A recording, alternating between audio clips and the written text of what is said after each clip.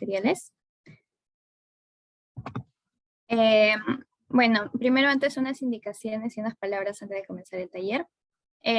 Bueno, la familia del CEI UPC les da la bienvenida a este nuevo taller con miras a la práctica calificada para el curso de mecánica de materiales. Mi nombre es Marcela Alonso y en esta ocasión yo voy a ser la moderadora.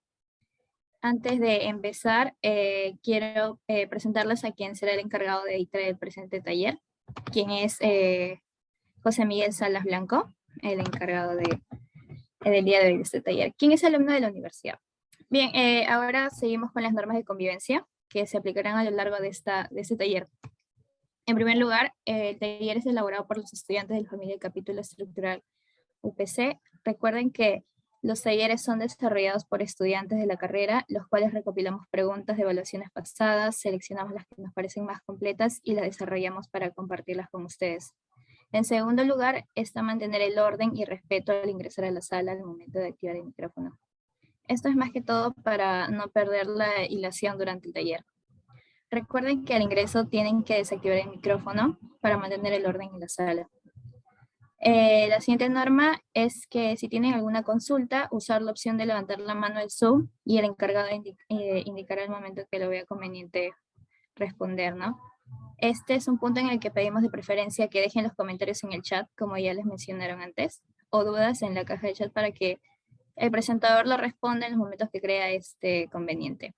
En casos extremos ya no se puede utilizar el chat por alguna razón o tengan alguna duda, no puedan ser expresados por el chat, les daremos el permiso para que puedan activar su micrófono. La siguiente norma es que ante cualquier indisciplina será automáticamente retirado de la sala de Zoom. Retiraremos de la sala a quienes realicen acciones como activar el micrófono para realizar intervenciones sin nuestro permiso o rayar la presentación con las herramientas de Zoom. El respeto, chicos, es primordial para nosotros, así que no toleraremos ninguna indisciplina y no daremos segundas oportunidades. Finalmente, recuerden que este taller será compartido en nuestra página de Facebook y el canal de YouTube, que deben suscribirse, chicos. Nos pueden encontrar como el CEIUPC en ambos canales, tanto Facebook como en YouTube. Estaremos subiendo la grabación del taller en un plazo máximo de un día y el material utilizado se encontrará en la descripción de la misma grabación.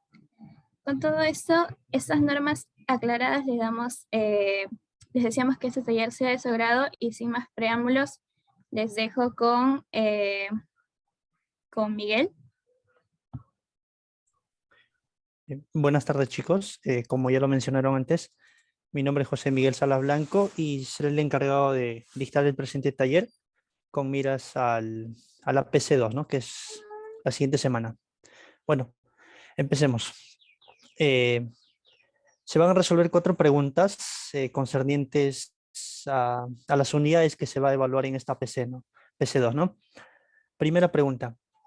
Dice, dada la siguiente viga, determinar, utilizando el método analítico, lo siguiente. Nos piden los esfuerzos principales y sus direcciones en el punto A. También nos piden los esfuerzos cortante máximo en el plano A, así como su dirección y el esfuerzo promedio asociado a este, ¿no? Bueno, antes de iniciar cualquier ejercicio, yo recomiendo siempre plantearnos una ruta, ¿no? Para más o menos que seamos conscientes de qué es lo que estamos haciendo y no resolverlo de manera mecánica, ¿no? Como primer paso para esta pregunta es el cálculo de las cargas sobre el elemento. Como se puede observar aquí, listo. Como se puede observar en el ejercicio, nos piden los esfuerzos principales en el punto A. Es decir, tenemos que hacer un corte en el punto A. ¿Para qué? Porque cuando nosotros hagamos el corte, ahí surgen esfuerzos internos, los cuales hacen o generan que en el cuerpo aparezcan los efectos de esas cargas, ¿no? Como son los esfuerzos axial, el cortante y el flexionante, ¿no? Bueno, Haciendo el corte en el punto A, se tiene lo siguiente, ¿no? En este aparecen dos cargas, ¿no? Un momento flexionante y una fuerza cortante en el punto A. Ahora, tenemos que calcular esos, ¿no? Esas fuerzas, esas cargas. Entonces, para la cual nos valemos de la primera condición del equilibrio, o la condición de equilibrio, ¿no? Que nos dice que, por ejemplo, la sumatoria de momentos en el punto A debe ser igual a cero porque la viga, el cuerpo en sí, está en equilibrio. Aplicando el momento en el punto A, obtenemos que quienes desarrollan momento en este punto A son este momento de 34 newton, esta fuerza distribuida que anteriormente se menciona como Q, ahí están los valores, me olvidé de decirlo, de mencionarlo. Las fuerzas F2 y F3, bueno, en este caso F1 vale 0, F2 y F3 cuyo valor son de 34 kilonewton. Acá no lo pongo las unidades, pero hay que tener en cuenta, ¿no? Que tienen sus unidades y en este caso estamos trabajando en kilonewton, ¿no? Para las fuerzas y en kilonewton por metro para los momentos, ¿no? Aplicando la primera condición en el punto A, obtenemos un valor para ese momento interno que surge al hacer el corte, un valor de 32,657, ¿no? Bueno, esto sería esta parte estática, ¿no? Por ejemplo, nos ubicamos en el punto A. ¿Quiénes desarrollan momento en este punto? Bueno, sería este momento de 34. Esta fuerza, bueno, esta fuerza quedaría en sentido horario, esta fuerza también en sentido horario con su respectiva multiplicación por el brazo, igual también esto, ¿no? Haciendo eso se obtiene este valor, ¿no? Luego se aplica lo que es la sumatoria de las fuerzas en Y. Bueno, me he olvidado de mencionarles esto, chicos. Es importante que ustedes consideren la orientación, ¿no? Por ejemplo, yo considero que la orientación en sentido antihorario es positivo, ¿no? Por eso es que solo M y el momento de 34 son positivos y los demás son negativos, ¿no? Luego, haciendo las sumatorias en el eje Y, se obtiene el valor del cortante AY, ¿no? Bueno, aquí hay un error. Eh, Acá sería AY, ¿no? O en todo caso, eso también vale V, ¿no? Luego, el paso 2. Una vez que hemos calculado las cargas internas que surgen al hacer el corte, es importante calcular las propiedades geométricas del cuerpo o de la sección, ¿no? Los cuales son, por ejemplo, el centroide, el momento de inercia, el momento de área, y la anchura, ¿no? Por ejemplo, para la fuerza cortante, para el esfuerzo cortante, es necesario saber el ancho, ¿no? Donde actúa, ¿no? Y todo ello, ¿no? Bueno, acá lo he resumido así, de esta forma, mm, porque, porque de lo contrario, tengo entendido, bueno, a mí me han enseñado, por ejemplo, el profesor hacía unos cuadritos, ¿no? Unos cuadritos y, por ejemplo, acá ponía, no sé, el cuerpo, ¿no? Por ejemplo, no sé, la porción uno, bueno, porción 2 y porción 3, digamos, ¿no? Acá, como se puede ver, ¿no? Ahora, si la figura fuese una figura conocida, obviamente ya no es necesario hacer estos, o sea, dividirlo, ¿no? Por ejemplo, si es simplemente un rectángulo, acá decimos que este va a ser nuestro eje, entonces el momento de inercia con respecto a este eje, que lo voy a llamar Z, simplemente sería, ¿no? Que, por ejemplo, una B y a mí se me ocurre ponerle A. Entonces sería, la fórmula me dice, asociando al área de un triángulo, ¿no? Base por altura A al cubo. Bueno, pido disculpas, chicos, acá no domino muy bien el mouse. Entre 12, ¿verdad? Sin embargo, cuando la figura es una figura no conocida o está compuesto por varias, no sé, por varias figuras geométricas, la opción sería partirlo en porciones conocidas, ¿no? Por eso es que yo lo parto, ¿no? Eso ya es a criterio, ¿no? Por ejemplo, algunas personas hacen, no sé, supongamos que sea así la figura, un tubo hueco, digamos, ¿no? Donde todo es sólido. Entonces, algunos chicos, ¿no? Como esta figura no es conocida, entonces algunos calculan el momento de inercia para todo, después se le restan el de adentro, ¿no?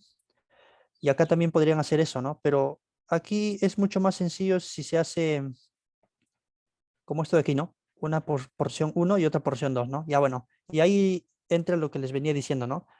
Algunos profesores, por ejemplo, les enseñan que pongan acá Y, acá el área, acá el producto del centroide, ¿no? De la distancia al centroide por el área.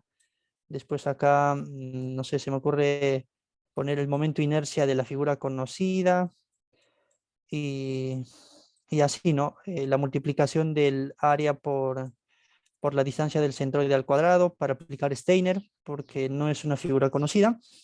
Así, ¿no? Y esto ayuda mucho cuando uno se tiene práctica, ¿no?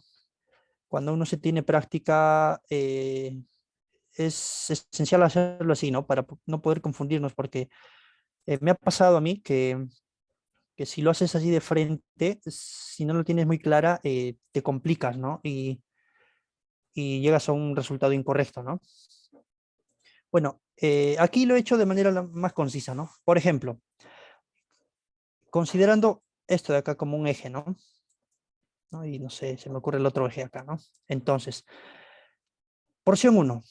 Yo necesito la porción uno desde mi eje hasta su centroide de esta figura. Entonces, Y. Acá es 40 milímetros, ¿no? Eso está al inicio del problema en los datos. Me dice que es 40. Entonces, desde este eje en Y, desde este eje hasta el centroide, vendría a ser la mitad, ¿no? 20 milímetros, porque este es un rectángulo y el centroide está justo en la base media del rectángulo, ¿no? Sería 20. El área de esta figura sería 40 por 70 milímetros. Ojo, milímetros, ¿ah? Eso ya es a criterio de cada persona, ¿no? Si lo hace en milímetros, si lo transforma a metros. Yo aquí lo he trabajado con milímetros porque si lo paso a metros me daría un número muy pequeño, ¿no? Y lo ideal es que no trabajes con números pequeños o porque toma tiempo para escribir, ¿no? Y a veces quita tiempo en el examen. Entonces, figura 2, desde este eje Y, o bueno, este eje, llamémoslo cualquier eje, ¿no? Z, T, V, eso, no hay problema en eso por ahora. Siguiente figura, desde este eje hasta esta distancia o hasta el centroide del otro rectángulo, vendría a ser, por ejemplo, la mitad de 90 sería 45. Todo esto mide 45, ¿no? Y más este 40 que está acá sería 85. Se muestra acá. Luego, el área de eso sería 40 por 90, ¿no? Listo. Y ahí está. Ahora, yo solo necesito este cuadrito. Entonces, luego, ¿qué hago?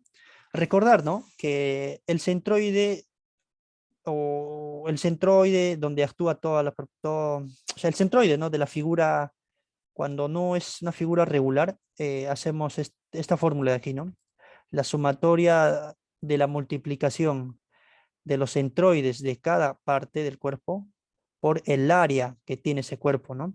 Y todo eso hay que dividirlo en la sumatoria de todas las áreas de las partes en las que se les ha dividido, ¿no? Y ahí está la fórmula, ¿no? Entonces, eso reemplazando en una calculadora, multiplicando, ¿no? 20 por 40 por 70 más 85 por 40 por 90 entre la suma de toda esta área, nos da este resultado. Bueno, acá da, sí, milímetros. Y es 56,5625 milímetros. Correcto. Ahora, como no es una figura conocida, aquí tenemos que aplicar el teorema de Steiner, ¿no? Que nos dice que el momento de inercia con respecto a un eje, cuando la figura no es regular y está compuesta por varias figuras conocidas, nos dice que es la sumatoria. Para cada tramo hay que hacer su momento de inercia más el área de esa parte, de esa porción, por la distancia desde el centroide general de todo el cuerpo menos la distancia desde ese centroide hasta la distancia del centroide de cada parte. Esto se va a ver mucho mejor aquí en los cálculos, ¿ya? Entonces hacemos esto, mira. Aplicando esto de acá a cada una de las porciones, tenemos porción 1. La porción 1. ¿Qué nos dice el teorema de Steiner? El momento de inercia de esta figura conocida, que vendría a ser la base 70 por la altura, que vendría a ser 40 al cubo entre 12. Ojo que aquí estoy trabajando en milímetros, por eso acá lo digo, ¿no? Momentos de inercia en milímetros. Luego ya lo paso a metros acá. Entonces, aplicando esto, ¿no? El momento de inercia de esta figura conocida más teorema de Steiner. El área de esta figura es 40, aquí está, por 70. Ahora, esto de acá, la distancia al cuadrado. ¿Pero qué distancia? Bueno, es la distancia desde el centroide de la figura general.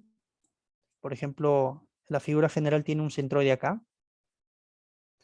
Desde ese centroide hasta este centroide. ¿Cuánto mide? Esa vendría a ser la distancia. A ver, perdón chicos, esto ya. Distancia 1, digamos. Esa distancia. Ahora, acá matemáticamente, cuando tú tengas x menos y al cuadrado, matemáticamente eso es lo mismo, ¿no? Y menos x al cuadrado, ¿no? Esto es lo mismo.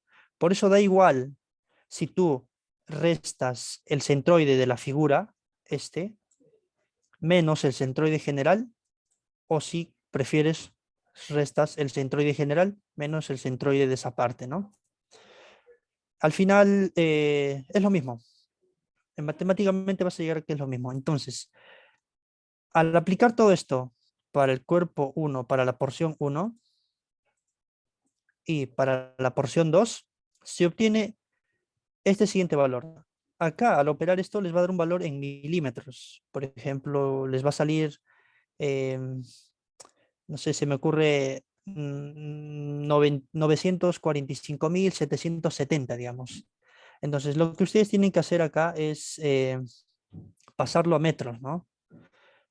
A metros a la cuarta, ¿no? O sea, la unidad, ¿no? Porque tenemos que ser conscientes o estar trabajando, ser consistentes, ¿no? Y trabajar con las unidades que correspondan, ¿no? Entonces, simplemente que me sale acá milímetros a la cuarta, para pasar a metros a la cuarta, simplemente hay que hacer esto, ¿no? Un milímetro, o un mili, mejor dicho, un mili, es 10 a la menos 3, ¿no? Entonces ponemos 10 a la menos 3. Pero está a la cuarta. ¿De quién? De metros a la cuarta. Este exponente es para todo, ¿ah? Entonces 10 a la menos 3 y eso elevado a la cuarta nos sale un 10 a la menos 2. 10 a la menos 2 cuarta. Entonces, este resultado que le sale de operar estos dos momentos de inercia de sumar, tienen que multiplicarle por un 10 a la menos 12 metros a la cuarta. Y así llegan a este valor de acá, ¿no? Bueno, acá sería I total, ¿no? I total y con respecto a Z, ¿no? Acá he cometido este pequeño error de la letra, ¿no? Bueno, bueno, no cambia nada. Eso es, no cambia nada. Z acá, listo, Z. Entonces, el momento de inercia del cuerpo con respecto al eje Z, con respecto a este eje Z, es este valor, ¿no? Luego procedemos a calcular el momento del área. Bueno, otra gráfica que nos ayude, ¿no? Entonces, recordemos, el momento del área se calcula como un y medios o un centroide prima, por decir así, por un área prima. Ahora, eso es así, miren. Ya, esta es la fórmula que hay que conocer. Pero, ¿qué significa centroide con esta comilla acá? Entonces, eso significa, por ejemplo, recuerden que nos están pidiendo el esfuerzo, calcular los esfuerzos en el punto A. o sea, en este puntito. O sea, vale decir que en toda esta línea, ¿no? En toda esta línea. Ahora, este y' o centroide prima me dice, o es igual, equivalente, a la distancia que hay desde el centroide general de la figura, del todo, hasta el centroide del área, de la otra área, ¿no? Pero acá estoy olvidando explicarles esto. Ahora, cuando nosotros calculamos el esfuerzo cortante, ¿cierto? T. Nosotros tenemos que ubicarnos en el punto A. Entonces, la fórmula nos dice que fuerza cortante ya se conoce, momento de inercia también, el ancho, ahorita lo explicamos, y Q. Este momento de área, esta área prima, vendría a ser el área que existe por encima o por debajo del punto A. Entonces, eso ya queda a criterio del estudiante o del quien está dando el examen si elige esta área de arriba o quiere elegir esta área de acá.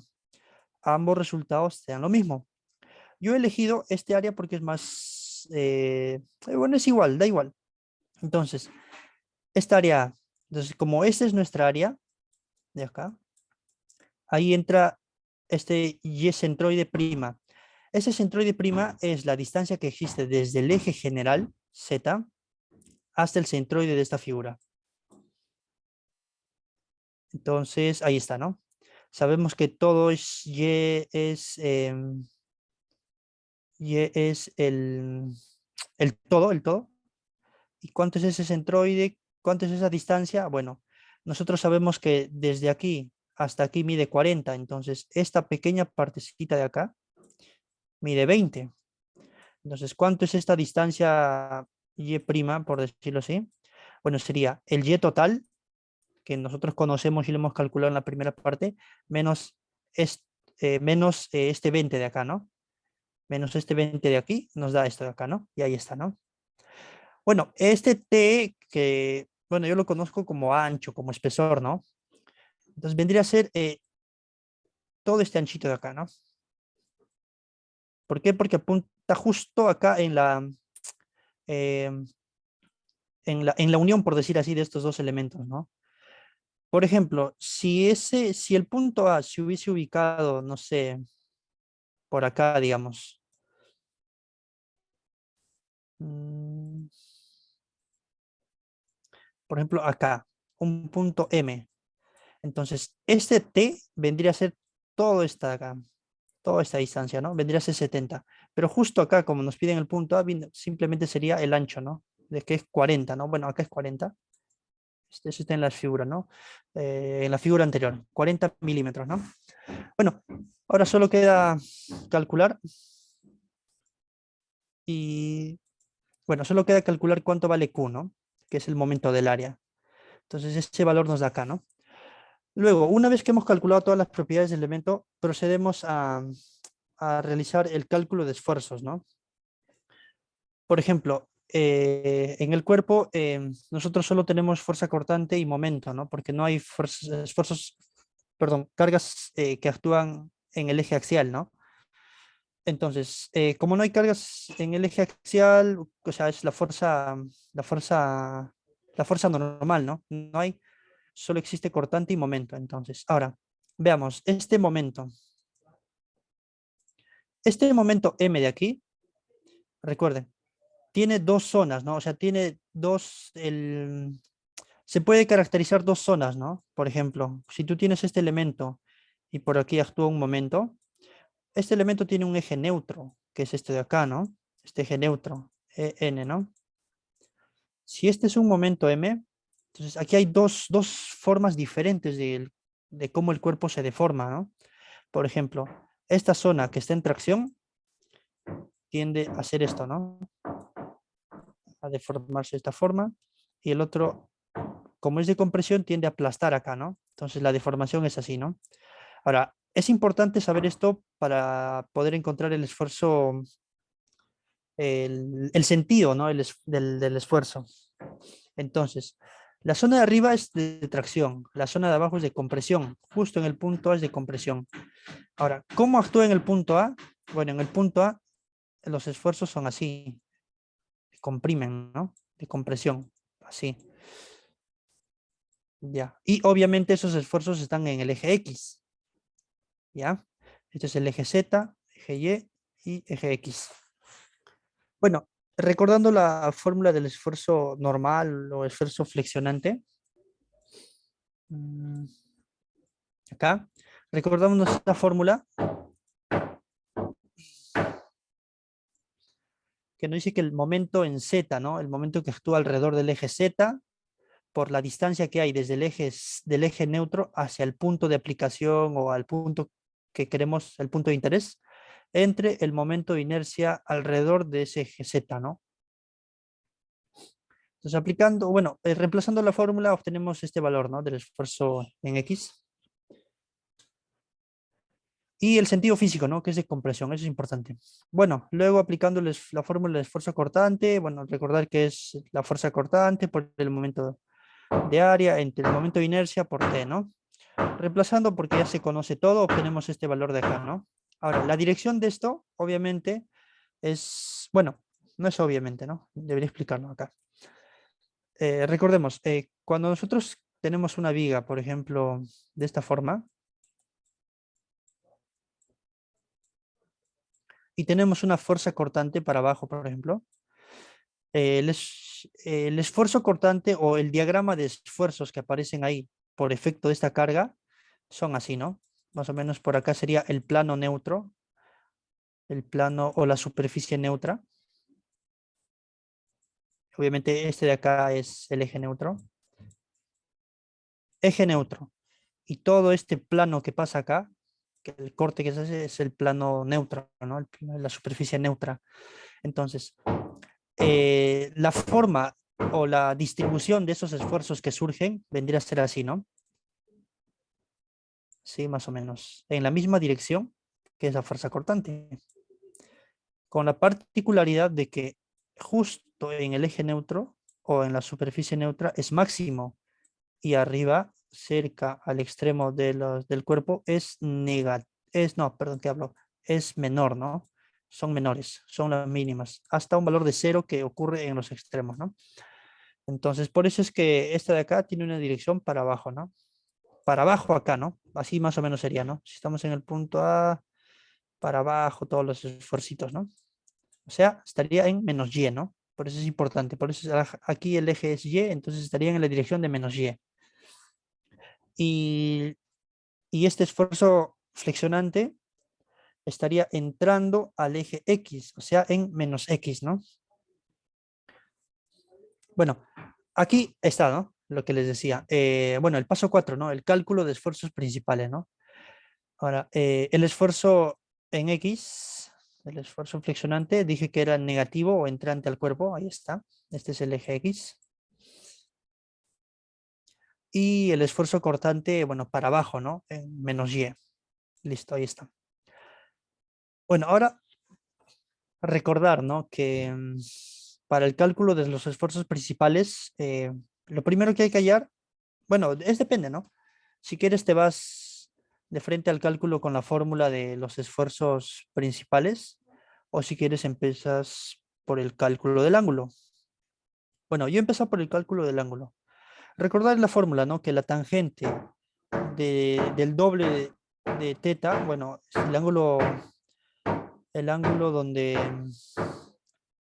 o la inclinación que debe tener el cuerpo, por ejemplo, si giramos este cuerpo, entonces en esta dirección el cuerpo tendrá un esfuerzo máximo o quizás un esfuerzo mínimo. Este ángulo teta P es eso, ¿no? O sea, el sentido físico o lo que significa esto es que para una inclinación tal, o sea, un valor desconocido,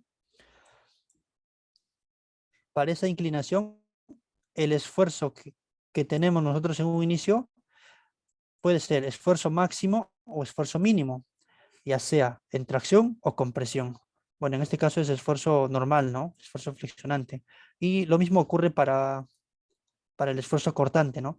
Quizás para otra orientación, para otra inclinación, el cuerpo va a tener quizás esfuerzos máximos o quizás esfuerzos mínimos. Bueno, se me ocurre ponerlo así, que tal vez en esta dirección y así, ¿no? O sea, una inclinación teta sub S tal, ¿no? De un valor tal, que no se conoce, ¿no? Entonces, eso es lo que vamos a calcular, ¿no? Entonces, ponemos acá esta fórmula que se puede, bueno, se debe saber, ¿no? Para poder calcular. Y reemplazando los datos, ¿no? El esfuerzo cortante en el eje X, bueno, el esfuerzo cortante XY, ¿no? Vendría a ser esto de acá, con un valor negativo. Reemplazando todo eso nos sale que 2 veces el ángulo principal es 34,17, ¿no? Ahora, eso quiere decir que para esta inclinación, o sea, si nosotros hacemos girar al cuerpo, se va a obtener o bien un esfuerzo máximo, que puede ser de tracción o compresión, y también, o si no, se va a producir un esfuerzo mínimo, que puede ser también de tracción o compresión. No se sabe. Bueno, dejémoslo ahí por un momento. Luego pasamos al cálculo de esfuerzos principales con la fórmula, ¿no? La fórmula esa, la general, ¿no? Bueno, para el cálculo de esfuerzos principales, ¿no? Que nos dice que los esfuerzos principales, ya sea uno o dos, bueno, uno corresponde al máximo y dos al mínimo, eh, se determina de esta siguiente fórmula, ¿no? Con ayuda de esta fórmula. Entonces, reemplazamos los valores que se conocen. Acá tenemos el esfuerzo en el eje X, bueno, en el Y es 0, porque no se obtuvo ningún esfuerzo. Y el esfuerzo cortante es esta, ¿no? Para que reemplace acá, ¿no? Bueno, reemplazando esos valores, el más es para el máximo y el menos es para el mínimo. Obtenemos que existe un esfuerzo máximo cuyo valor es de 5,96 megapascales y un esfuerzo mínimo de menos 63,15 o bueno, 16 megapascales. Ahora, ya tenemos los esfuerzos máximos y mínimos, pero no sabemos con qué orientaciones o inclinaciones se da cada uno de estos. Y también tenemos el ángulo para el cual ocurre o bien el máximo o el mínimo. Entonces, ¿cómo saber si esto corresponde al esfuerzo máximo o al mínimo? Bueno, eso se puede saber reemplazando o evaluando en la fórmula general. Hay una fórmula general para el cálculo de esfuerzos. O que nos dice, ¿qué es esta de acá, no? Que nos dice que un esfuerzo cuando se rota el plano o hay una inclinación, ¿no es cierto? En X' es X, esfuerzo en Y, sobre 2 más, o sea, la semisuma, esto, pero la semiresta, aquí está, ¿no? Semisuma, semiresta multiplicada por el coseno de 2 teta, más el esfuerzo cortante, el seno, ¿no? Entonces, lo que nosotros que tenemos que hacer es evaluar este valor que hemos obtenido de 34,17, evaluar en esta fórmula general. Teta va a ser, bueno, acá es 2 teta, la mitad sería 17,08 y reemplazando esto en los ángulos de coseno y seno, obtenemos que para ese ángulo nos da este esfuerzo de acá, que es de menos 63,1576. Vayamos a ver arriba el cálculo.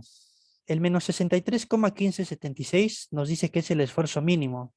Entonces, eso quiere decir que para una inclinación de 34, bueno, en este caso 17,0874, se obtiene el esfuerzo mínimo. Luego, hay que recordar que el cálculo del ángulo principal, secundario o primario se diferencian en 90. Entonces, lo único que hay que hacer para obtener el otro valor es sumar a este ángulo que nos sale, que es un mínimo, hay que sumarle un 90. Siempre están separados por 180. Por ejemplo, así, 2 teta P1 más, o bueno, en este caso, así, ¿no? 2 teta P2 más 180, ¿no? Ya no me alcanza ya. Sacando mitad, bueno, la diferencia, esos ambos se diferencian en 90, ¿no? Entonces, si aquí es 17, tú súmale 90, obtienes este valor de acá. ¿Cómo comprobamos eso? Si está bien o no. Hacemos lo mismo. Reemplazamos este teta P1 aquí en esta fórmula general. Evaluamos y se obtiene un valor de 5,9681. Entonces ya conocemos los esfuerzos principales con, con sus respectivas, tanto el máximo como el mínimo, con sus respectivas orientaciones, ¿no? Luego pasamos al cálculo del esfuerzo cortante. Hacemos lo mismo. Aplicamos la otra fórmula, que en este caso vendría a ser el tangente de 2 teta S.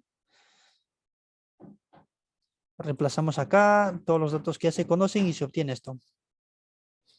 Hacemos lo mismo para que hemos hecho con los esfuerzos principales para obtener el cortante, aplicando esta fórmula, ¿no? Más para el máximo, menos para el mínimo. Nuevamente, no sabemos si el más 34,56 megapascales, sabemos que es el máximo, pero no sabemos qué orientación tiene.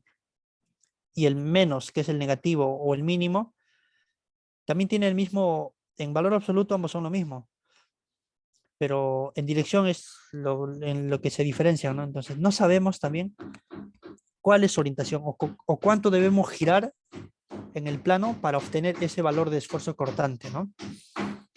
Para eso reemplazamos, igual que el anterior, en la fórmula general. Evaluamos para teta de menos 27,91. Ojo, este es 2 teta, la fórmula es 2 teta, hay que tener cuidado de eso. Sacando mitad, obviamente sería 0,5, bueno, un medio, ¿no? Por menos 55, ¿no? Menos 55 y algo. Nos da este valor de menos 27,91. Si tú reemplazas, vas a obtener un valor de menos 34,5628. Y eso corresponde al mínimo. Entonces, eso quiere decir que para que si tú giras en el plano esta cantidad de ángulos, obviamente el menos te indica el sentido horario, o sea, esto es así, ¿no? Este es tu eje X. Si tú giras para acá abajo en sentido horario un ángulo de un valor de 27,9125, ¿sí? Aproximado. Entonces, en tu cuerpo va a existir, o en el cuerpo que se analiza, se va a obtener un esfuerzo mínimo, ¿no? En este caso sería para abajo porque es negativo de 34, ¿no? 34. 34 y obviamente esto por acá y esto por acá, ¿no? Así. Ahora, igual que ocurría con los ángulos principales, en los ángulos secundarios también ambos se diferencian en 90. Podría ser esa opción para calcular el ángulo secundario principal, o sea, el 1, el máximo, o recordar otra formulita, ¿no? Que estoy seguro que sí les han dado, que nos dicen que el ángulo principal menos el ángulo secundario, ambos para el máximo, se diferencian en 45. Si tú reemplazas eso, te sale el ángulo secundario máximo, ¿no? Que es este valor. Ahora, si haces lo otro, que también se diferencian en 90, entonces tú simplemente deberías sumarle más 90 a este valor de menos 27 y también obtienes 62, ¿no? Bueno, finalmente nos piden el esfuerzo cortante promedio. Con el promedio simplemente es sumar, ¿no? El esfuerzo en X más el esfuerzo en Y entre 2, ¿no? Bueno, en este caso Y es 0 y esto de acá es el único, ¿no? Menos 55,1895 megapascales entre 2 sale este valor, ¿no? Eh, no quería dejar pasar esto, no lo mencioné, la convención de signos, ¿no? Cuando tú tengas un estado plano, acá nuestro esfuerzo, y X, si es saliente al cuerpo del esfuerzo, esto es positivo. Si es entrante al cuerpo, o sea, si sale, ¿no? Para acá, también es positivo. Ahora, si es para acá, negativo, negativo, ¿no? Ahora, ¿cómo es con el esfuerzo cortante? En el sentido antihorario, o bueno, en este caso para arriba, es positivo. Ahora, basta que solo obtengas uno de estos, el resto ya se obtiene ya porque todos se tienen que anular, ¿no? Este para acá, si este es para arriba, entonces acá va a ser para abajo, y si este es para la derecha, aquí es para la izquierda, ¿no? La cosa es que esto es positivo, para arriba. Y si es saliente del cuerpo, o sea, en el mismo eje X, positivo. Ya, eso no lo mencioné aquí arriba, acá. Por eso es, bueno, acá en los valores sí está, ¿no? Pero lo ideal es que si sale del cuerpo es positivo, ¿no? Pero como está entrando es negativo. Bueno, acá no lo he puesto porque aquí está, ¿no? El sentido físico, el que les decía, ¿no? Si bien acá no está con el signo, si bien aquí no está con el signo, aquí está con la C de compresión, ¿no? Eso ya nos dice que es negativo, ¿no? Bueno, finalmente ahí está, ¿no? El esfuerzo principal 1, que es el máximo, tiene este valor. Y para llegar a ese valor, ¿qué debemos hacer? Simplemente rotar esta cantidad de, de grados hexagesimales, ¿no? Obviamente en el sentido antihorario porque es positivo. Más o menos sería así, ¿no? Si este es el eje X, entonces, para obtener si tú giras, por ejemplo, 17, 17, 17 y algo, ¿no? Entonces, acá obtienes, ¿no? El esfuerzo mínimo, ¿no? Bueno, sería así, más o menos, sí, con valor de menos 63, ¿no? Pero si a esto lo giras desde acá, un valor de 107, se me ocurre así, entonces el cuerpo acá se va a obtener el máximo, ¿no? Que es este valor de acá, ¿no? Y lo mismo sucede con esto, ¿no? El esfuerzo máximo, ¿no? Bueno, eso sería todo con respecto al ejercicio 1, ¿no? O la pregunta 1.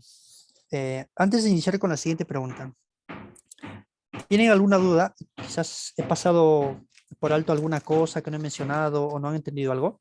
Pueden escribir al chat.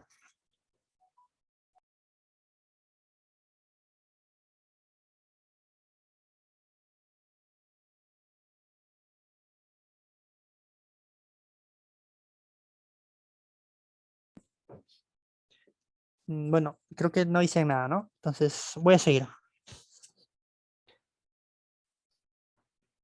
Ya, ok. Ok, Romel. Siguiente pregunta.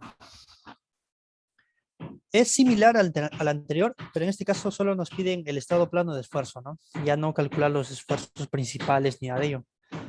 Entonces nos dice, para el, para el cuerpo, para el elemento mostrado en la siguiente figura, determinar el estado plano de esfuerzos en el punto A.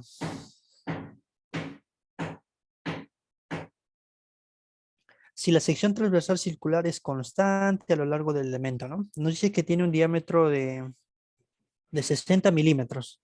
Entonces, ese cuerpo, ahí se ve una vista tridimensional, ¿no? Entonces, el elemento está en 3 dimensiones, ¿no? Y tiene una sección transversal circular, ¿no? Bueno, en el punto A, obviamente el punto A es bien chiquitito, ¿no? O sea, no se notaría acá, ¿no? Bueno, acá el punto A está muy grande, ¿no? Sino que se está pintando todo acá, pero todo se hace con respecto al centroide, como en el anterior, con respecto a ese punto A. Yo lo voy a mencionar todo con respecto al punto A, pero en realidad se está haciendo con respecto al centroide, ¿ya?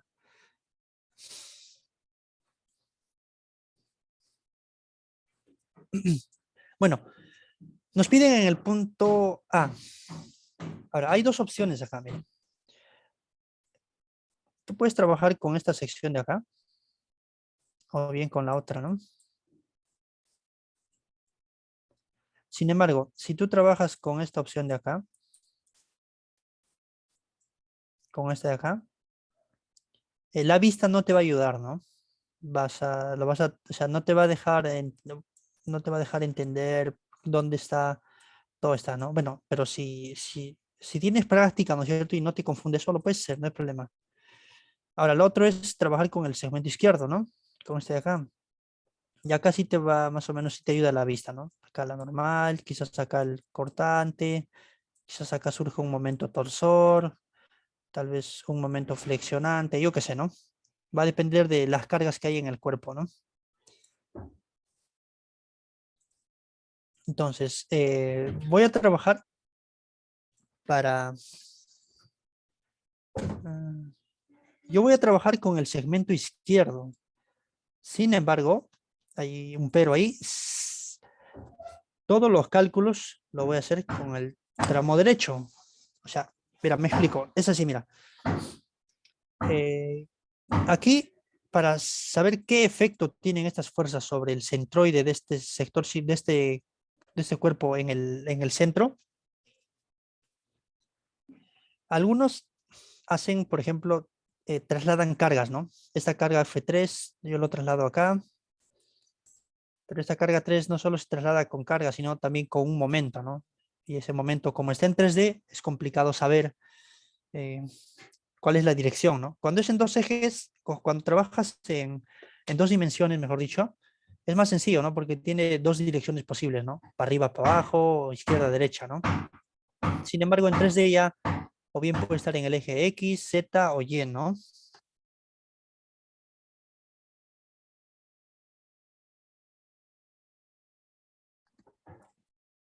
Bueno, entonces, ahora, el detalle acá es esto, mira.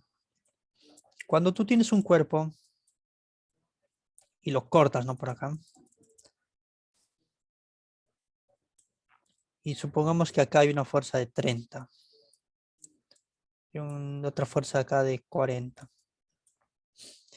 Acá, cuando haces la convención de signos, bueno, te dice que es para arriba, ¿no? Bueno, acá coincidió, ¿no? Entonces esto es 30. Si esto es para la derecha, para que esté en equilibrio, es 40, ¿no? 40. Ahora, acá las fuerzas surgen en pares. Si acá apunta 40 para la izquierda, acá debe ir para la derecha. Si acá la fuerza cortante está para arriba, aquí es 30 para abajo. Bueno, aquí no hay... Por el momento no, o sea, no voy a considerar por ahora el momento, ¿no? Obviamente acá surge un momento, ¿no? Porque aquí hay un brazo de palanca, ¿no? Ya, solo quiero que se den cuenta acá, mira. Esta fuerza 30 apunta para abajo. Y si tú haces el corte, de frente lo puedes pasar acá, el 30, sin necesidad de estar trabajando acá para arriba, acá para abajo. Igual, esto apunta para la derecha. Para ya no estar trabajando esta parte, tú de frente lo pones acá. Obviamente se demuestra, ¿no? Que acá apunta para la izquierda, entonces acá apunta para la derecha. Entonces, si yo veo una carga que apunta para la derecha, con el segmento derecho, y yo me voy al izquierdo de frente, yo lo pongo, que apunta para la derecha 40. ¿Ya? Esto quizás pueda ser un poquito confuso, pero de esa forma lo voy a trabajar para que sea más rápido. Entonces, eso quiere decir que, por ejemplo, si yo en el elemento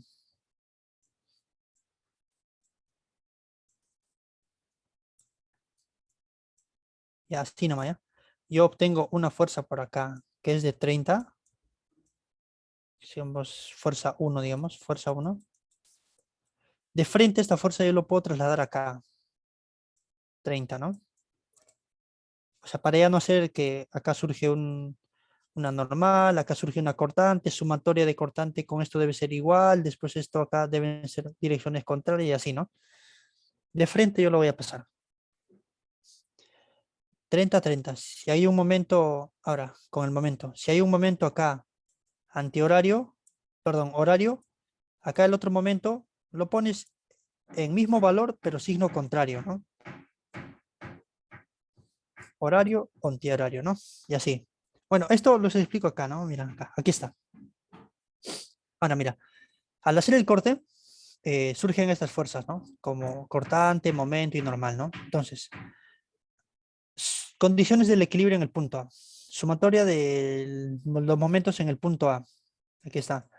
En el punto A, quienes generan, estoy trabajando con el derecho, quienes generan esos efectos o momento, perdón, son la fuerza 1, fuerza 2 y fuerza 3. Y obviamente hay un momento también M que surge en el corte. Este momento M surge, pues, ¿no? Una carga interna. Como estos dos de acá están sobre el eje, sobre el centroide, no generan momento, ¿no? Ni normal ni cortante. Cada una de estas fuerzas genera un momento y lo voy a calcular con la multiplicación vectorialmente. ¿ya? Y ahora, esto yo lo hago así de esta forma porque el momento que yo obtengo, no solo obtengo un valor, por ejemplo, 30 kilonewton por metro, ¿no? Sino además de eso me sale con los vectores unitarios, así que ya me da una dirección. Esto es muy útil cuando estás trabajando en 3 dimensiones, que tú el momento lo obtengas en 3 dimensiones, o sea, perdón, con su dirección ya. Eso nos va a ayudar para que lo identifiquemos o sepamos en qué dirección actúa rápidamente. Entonces, cada una de estas fuerzas genera un momento sobre el punto A o sobre el centroide, ¿no? Momento M, momento 1, momento 2, momento 3. Todos estos momentos actúan en una dirección, por ejemplo, en este punto, en una dirección, digamos, hipotéticamente, horario. Entonces, como este es horario, el otro lado tiene que ser antihorario, o sea, con el signo negativo. Por eso es que todos los momentos que se generen acá automáticamente pasan para acá, ¿no? Como lo decía anteriormente acá, ¿no? De frente, si acá es 30, acá lo pones 30, en esa misma dirección, ¿no? Y aquí está, ¿no? Eh, la fuerza 1 por dato es 0, así que no genera ningún momento.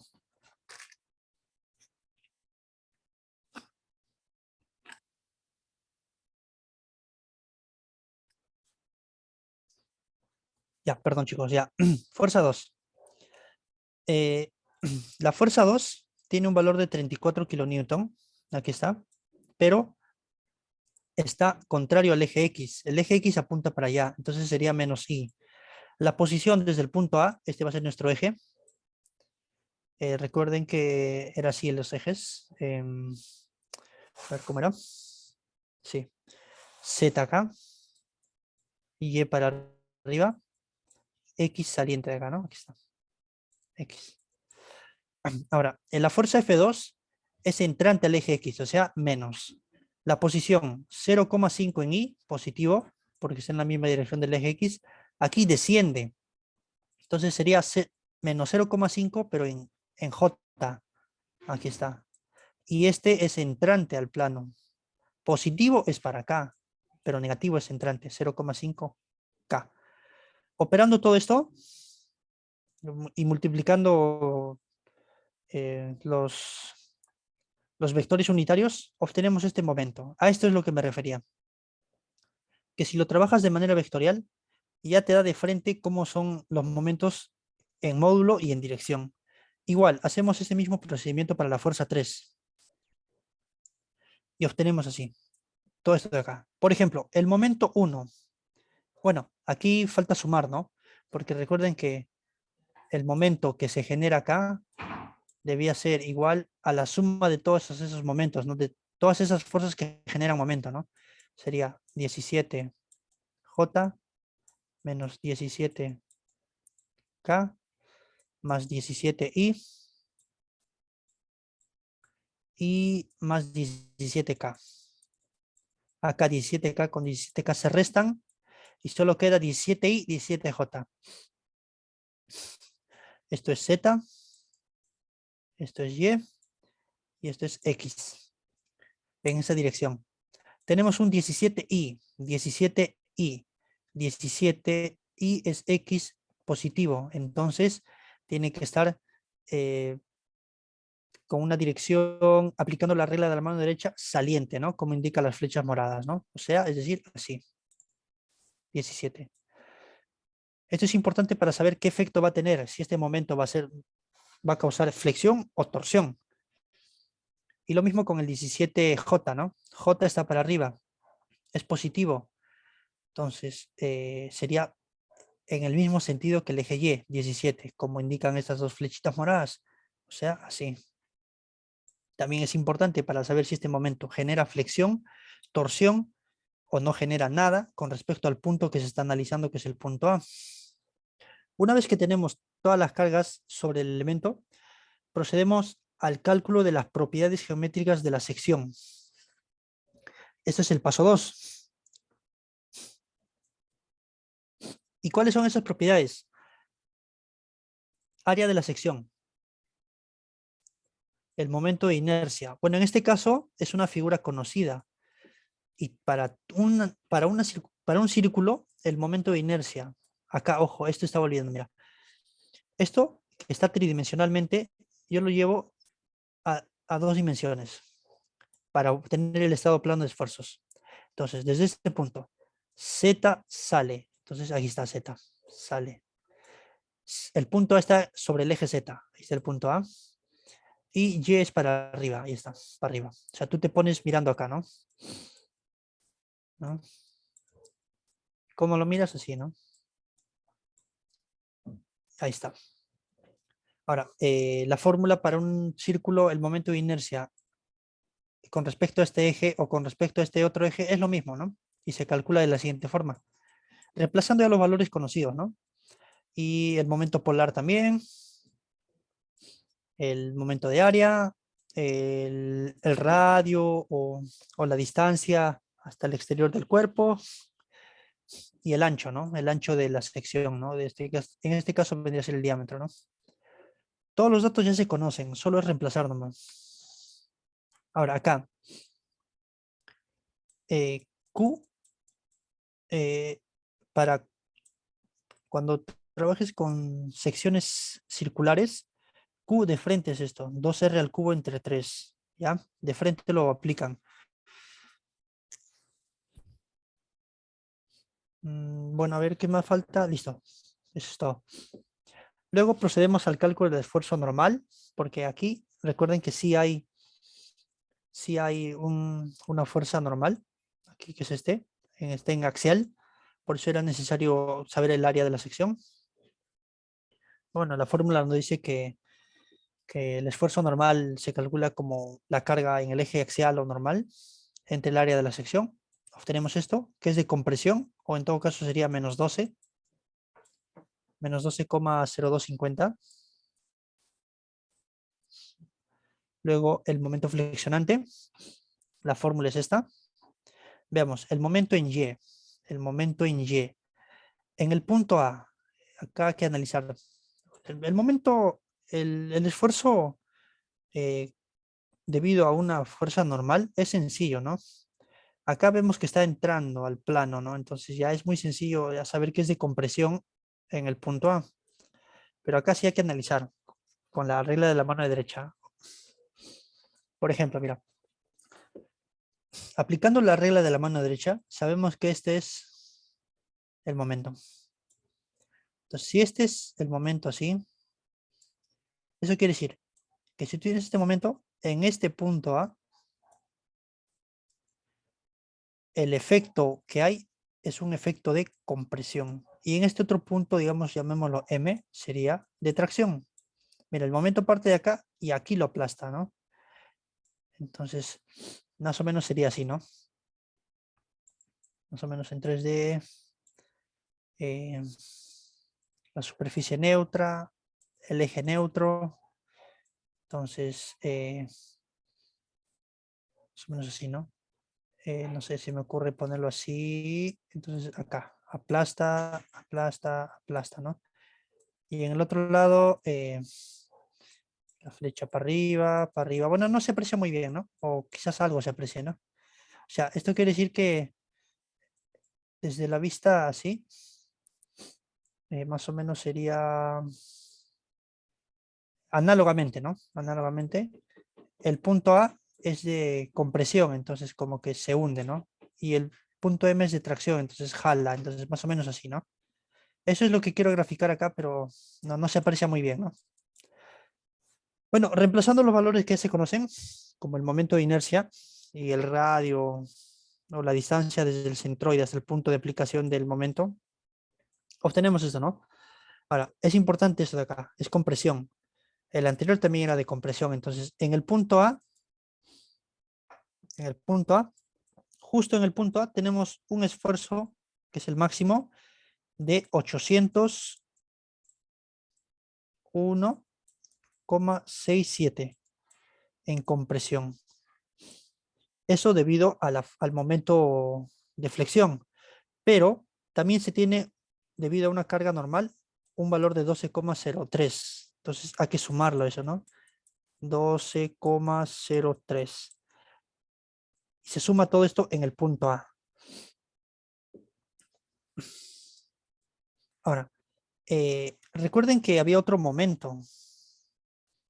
Había un momento torsor. Bueno, es un momento torsor. Ahorita lo vamos a ver cómo. ¿Por qué digo que es torsor? Mira, había un momento que estaba actuando, si mal no recuerdo, sí, saliente de acá, ¿no? O sea, es decir, así, ¿no? Ahora, sobre el punto A, este momento actúa a través del eje axial de este cuerpo. Entonces, como actúa a través del eje axial, o sea, de este eje, no genera ningún efecto ni de tracción, ni de compresión, ni flexionante, ni cortante, sino al cuerpo lo torsiona. O sea, si es el cuerpo este momento es así. Entonces el cuerpo, por ejemplo, si dibujamos líneas paralelas, o sea, líneas, cuando se aplica un momento torsor acá en esta dirección, más o menos este empieza a rotar, pero este no mucho, entonces como que más o menos sería así, ¿no? Las líneas, ¿no? Entonces se deforma el cuerpo como si estarías exprimiendo la ropa, ¿no? Cuando exprimes una prenda, algo así, ¿no? Entonces ese es el fenómeno. Entonces por eso es que no se considera acá. Por eso decimos, ¿no? Solo existe momento flexionante alrededor del eje Y, ¿no? Bueno, fuerza cortante, debido a la fuerza cortante V que se ha determinado. eh, Fuerza cortante, momento de área, momento de inercia y el espesor, ¿no? Reemplazamos y obtenemos este valor, ¿no? Y en este punto A, para arriba, ¿no? Porque esa es la fuerza que actúa, ¿no? Vemos acá. Esta fuerza de 34 kilonewton, bueno, acá es 34 kilonewton, apunta para arriba. Entonces, toda la distribución acá en el eje neutro es máximo. Ahí está, ¿no? Es máximo. Y tiene este valor. Ahora, en el siguiente punto, el momento torsor. Recuerdan que el cuerpo era así, ¿no? Sí, y había un momento torsor así, ¿no? Este es el eje Z, el eje X. Aquí está el punto A. Entonces, este momento de acá viene así, ¿no? El cuerpo más o menos sería así. Este momento. Hace que esto rote en ese sentido, ¿no? Entonces, el diagrama de del esfuerzo torsor, o de esfuerzo cortante, mejor dicho, debido a un momento torsor, es así, ¿no? Justo en este punto A es el máximo, una distribución lineal, ¿no? Así, como se aprecia acá, ¿no? Se calcula como el momento torsor por la distancia desde el centroide al punto A, ¿no? Y entre el momento polar, ¿no? Eso también se conoce, que se calculó en el paso 2 sobre las propiedades geométricas del cuerpo y tenemos este valor, ¿no? Recuerden que en este punto A, justo en este punto A, aquí el esfuerzo es constante, ¿no? Y tiene este valor. Y justo en este punto A, el esfuerzo que hemos calculado es el máximo. ¿Por qué? Porque estamos hablando del radio. Cuando hablamos del radio estamos en el lugar más alejado del cuerpo. Y ese valor es 400.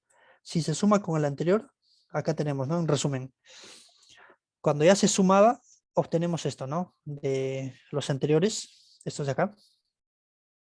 Este normal, más este por flexión, suman todo esto de acá. Y compresión. Y esfuerzo cortante también se suma, ¿no? Y para arriba. Esto llevado a un estado plano de esfuerzos sería el siguiente, ¿no? Así. Bueno, el cuerpo está en tres dimensiones, ¿no? Recuerden que el cuerpo es así. Este es el eje Z. El punto A está aquí. Entonces, este es el eje X. La unidad elemental, por ejemplo, en la química, es el átomo, ¿no? O cuando tenemos, no sé, en física, lo más mínimo es un punto, ¿no? Un punto que tiene masa, pero no tiene volumen, se dice, ¿no? Cuando se analiza en el cálculo, en la física, ¿no? Para hacer las diferentes consideraciones y obtener fórmulas, ¿no? En la mecánica de materiales, la, el elemento, o por decirlo así, la partícula fundamental es un cubo. un pequeño cubito. Ese cubito de acá está acá. Y cuando tú miras desde acá, ¿qué es lo único que ves de todo este cubito? Esta cara. Esta carita de acá. Y esta cara es esto de acá, pues. Y acá, recuerden que había un esfuerzo cortante para arriba. Ahí está. Este de verde es ese esfuerzo cortante. Y después había uno entrante, así, un esfuerzo de flexión, esfuerzo normal, entrante. Y eso está acá. Este otro de acá. A ver, voy a cambiar de colores. De acá. El esfuerzo de compresión, ese que hemos dicho, este esfuerzo de compresión, este de acá, está entrando al cuerpo. Está entrando a la cara del cubito acá. Y el otro esfuerzo cortante apunta para arriba. Ahí está. Ahora, eso es en 3 dimensiones. Para verlo en 2 dimensiones, solo yo quiero el eje Y y X. Es decir, hay que trabajar solo con este plano que se forma acá, ¿no? Y este plano que se forma acá es este de acá, ¿no? Y para arriba, bueno, es este, ¿no? De 416. Y para la izquierda o entrando al cuerpo, 813, ¿no? Y eso sería el estado plano de esfuerzos, ¿no? Eh, Antes de pasar al siguiente ejercicio, ¿se ha entendido todo? ¿Quisieran que explique algo? No sé, tal vez he pasado por alto alguna cosa o he acelerado demasiado, no lo sé. Díganlo por el chat.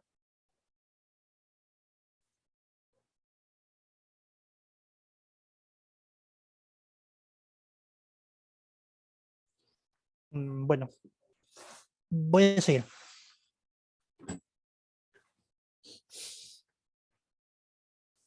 Pregunta 3. La pregunta 3 dice, para la vía mostrada a continuación y utilizando el método de doble integración, determinar la pendiente del punto B y la deflexión del punto C. O sea, este punto y este punto C, ¿no?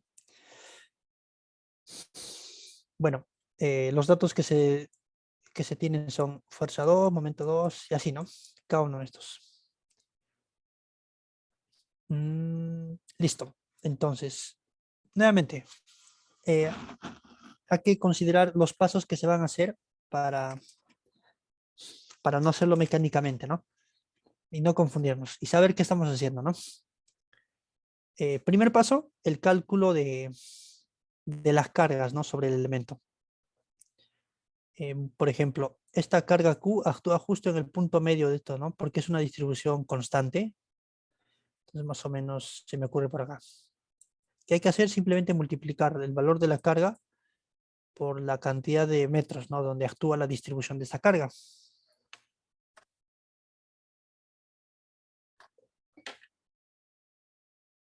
Entonces, ¿qué más sería? El momento 2 es 0, así que no hay momento acá. La fuerza 1 es 0, este es 0. Bueno, solo trabajaríamos con esta fuerza 2 y este momento, ¿no?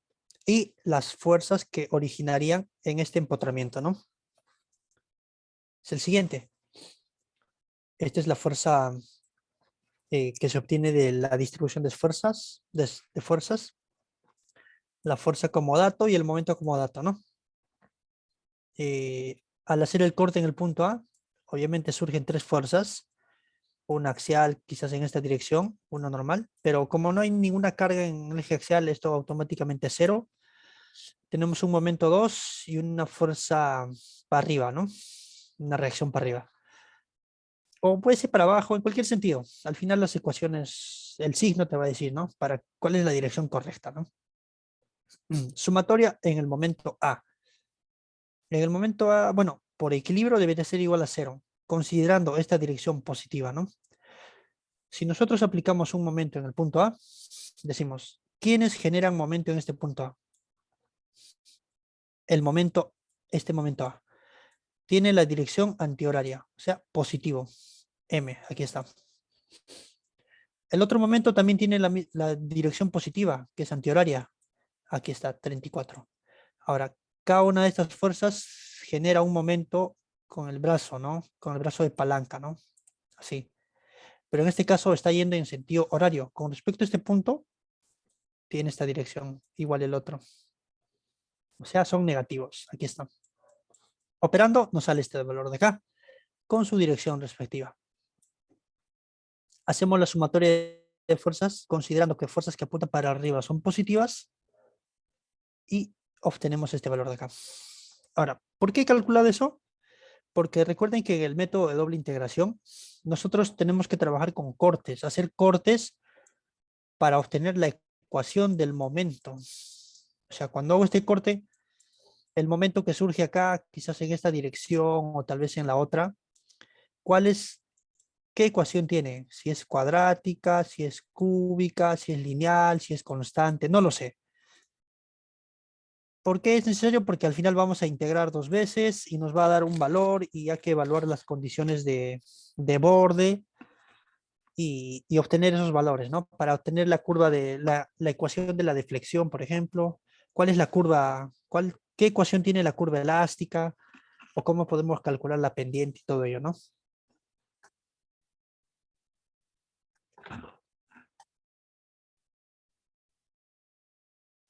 Seguimos.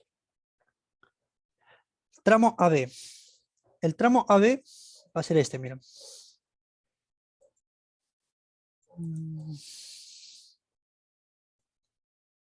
Ya. El tramo AB. AB. En este tramo hacemos un corte, el cual se indica acá. El punto A y tenemos el corte, la dirección. Es importante esa dirección, ¿eh? Estamos considerando que partimos de A y vamos para allá. En el tramo A, X o X1 varía desde un 0 hasta un 1, ¿no? Recuerden que todo medía 1 hasta el punto B. Aquí está el punto B, 1. Haciendo el corte, obviamente influye esta carga distribuida. O sea, en AB hay una carga distribuida. Como estamos haciendo un corte, pero no sabemos a qué longitud, a qué distancia, por eso ponemos X y calculamos para esa distancia X cuánto es la fuerza que surge debido a a esa distribución constante de fuerza, pues simplemente hay que multiplicar 3,4, que es la distribución que nos da, por la distancia. En este caso es X, 3,4X. Este momento en el empotramiento A, que es el mismo, y la fuerza que apuntaba para arriba en A, ¿no? Luego aplicamos la sumatoria de momentos en el corte. El corte se ha hecho acá, antes del punto B, en un punto intermedio entre A y B. Aquí surge, según la convención de signos, un momento en sentido antihorario y una fuerza cortante que apunta para abajo, según la condición.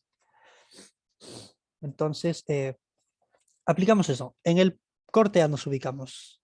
Sumatoria de momentos que tengan, se va a considerar el sentido antihorario como positivo. ¿Quiénes tienen ese sentido antihorario? Pues este momento M, esta carga distribuida multiplicada por su brazo de palanca y este momento que está en el empotramiento. Dirección horaria generaría esta fuerza cortante o esta fuerza en el eje Y multiplicada por todo el brazo de palanca X, ¿no? Y se obtiene esta ecuación. Bueno, pasamos al otro lado, obtenemos la ecuación del momento, ¿no? Y empezamos a integrar, ¿no? Recordar, ¿no? Que la derivada, no, el cuadrado de y, ¿no es cierto? Es igual a mx sobre ei, ¿no? Pero todo esto, tú también hay una otra notación, ¿no? Por ejemplo, derivada de y con respecto a x, también con una comilla, ¿no? Y si es segunda derivada, dos rayitas, ¿no? Eso es lo que voy a hacer, ¿no? Mucho más fácil para no estar escribiendo a cada rato derivada de x con respecto a y, cuadrada, segunda, ¿no? Entonces, así, de frente. Segunda derivada es la ecuación del momento entre e y, ¿no? O si quieres esto pásalo a multiplicar y tendrías esto de acá, ¿no? Entonces, lo que hacemos es integrar. Integrando este primer término, nos saldría, bueno, no, acá abajo, acá. Integramos el menos 1,7x al cuadrado. Bueno, sería menos 1,7. La integral indefinida de x al cuadrado sería x al cubo entre 3 y así, ¿no? Para cada uno integral de esto, integral de esto. Y al final, una constante. Luego, eso sería la ecuación de la pendiente. Ahora, vayamos a la ecuación de la curva elástica. Integramos una vez más y obtenemos todo este valor de acá. Y aparece otra constante. Luego, analizamos las condiciones de borde. Veamos. Recuerden, chicos, que habían condiciones de borde, ¿no? Por ejemplo, si tú tienes una viga apoyada, simplemente apoyada, digamos. Ya, bueno, esta es una viga hiperestática porque hay más fuerzas, ¿no? Bueno, está bien. Dos apoyos. Entonces,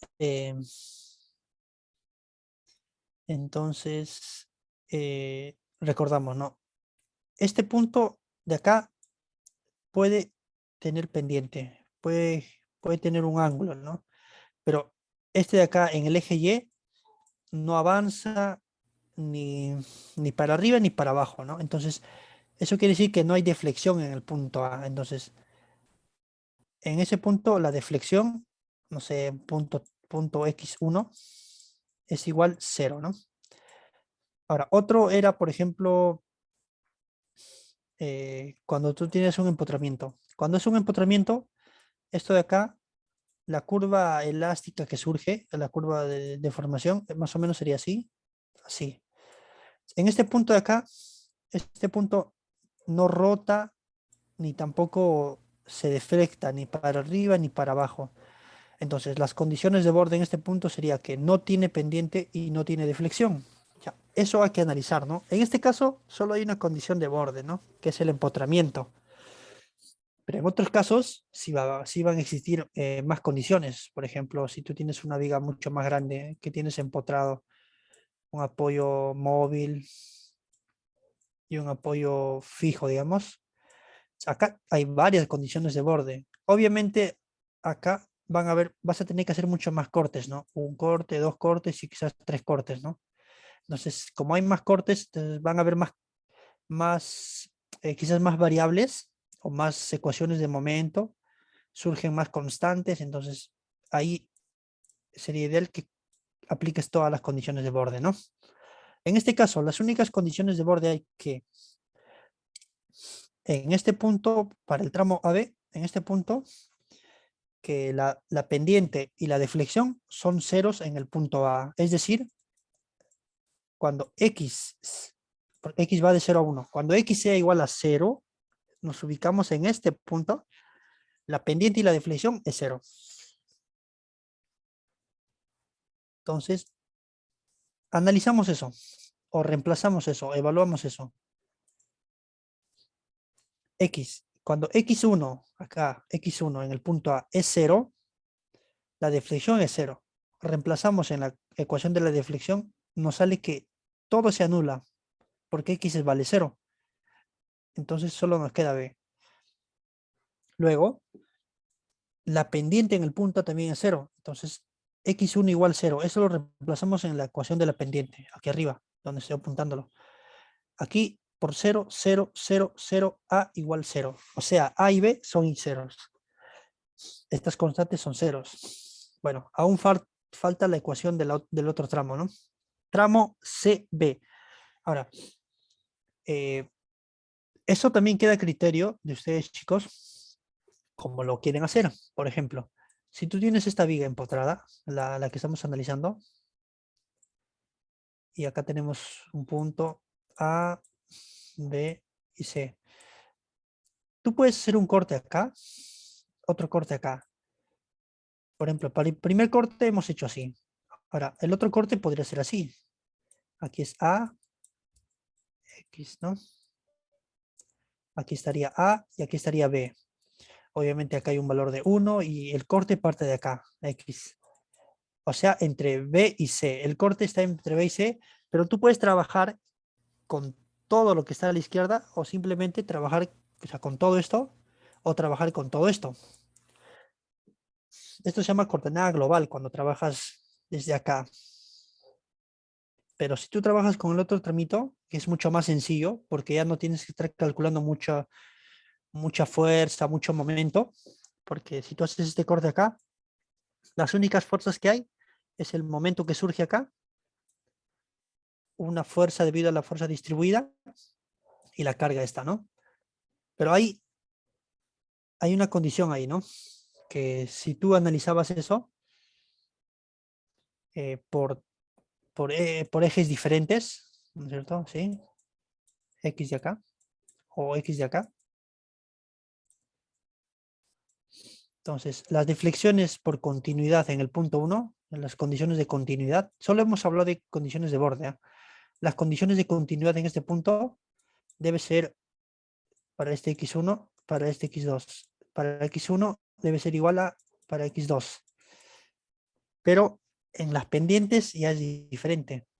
Por ejemplo, la pendiente, cuando analizamos para la coordenada de x1, debe ser igual a menos x2. Si tú analizas para el primer tramo de izquierda a derecha y el siguiente tramo de derecha a izquierda, tienes que tener en cuenta que la pendiente va a cambiar. Pero si tú analizas de frente, por ejemplo acá abajo, si tú analizas de acá x1 y luego analizas de acá x2, tu corte 1, tu corte 2, punto acá, B. Aquí sí no hay problema, puedes aplicar la continuidad en el punto B. La continuidad en ambos casos es igual y la pendiente también es igual, solo que X ya es diferente, ya, bueno, partiría desde acá, ¿no? X partiría desde acá. En este caso se presta más a usar el primer caso que les he mostrado. Analizar uno de izquierda a derecha y el otro de derecha a izquierda. Bueno, hacemos eso mismo para el tramo CB y haciendo el corte desde CB obtenemos esto de aquí, ¿no? Lo que se muestra aquí en la pantalla, ¿no? Un momento según la convención de signos en sentido horario, una cortante para arriba, este 3x, 3,4x, carga, ¿no? Se obtiene esta ecuación de momento. Luego, aplicando esto, integrando cada miembro o cada factor, obtenemos estas dos ecuaciones, ¿no? Y aplicamos las condiciones de borde y continuidad, ¿no? Bueno, para x1 igual a 1, claro, ¿no? Hay que ubicarnos acá. Bueno, acá lo voy a dibujar otra vez, ¿eh? A ver, lo voy a borrar. Mm.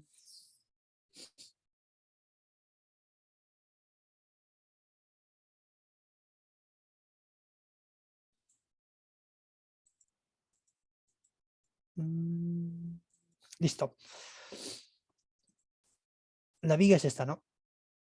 La viga es esta, este es A, este es B y este es C. Esto vale 1 metro y esto, si no me equivoco, vale 3,5.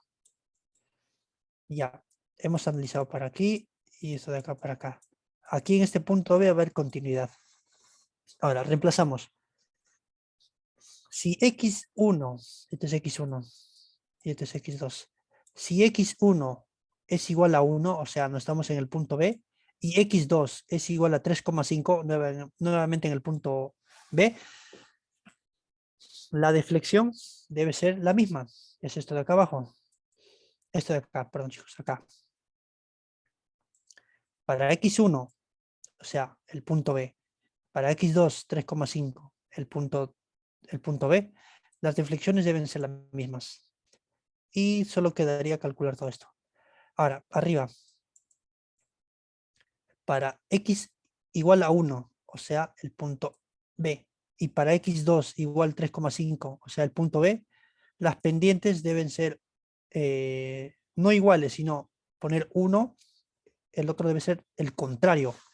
¿Por qué? Porque cuando se hace la curva elástica, por ejemplo, digamos así, cuando nosotros vamos a hacer las mediciones de la pendiente, en un lado va a ser en sentido, por ejemplo, horario, y en el otro lado va a ser en sentido antihorario. Por eso es que es necesario el signo, porque estás haciendo de derecha a izquierda y de izquierda a derecha.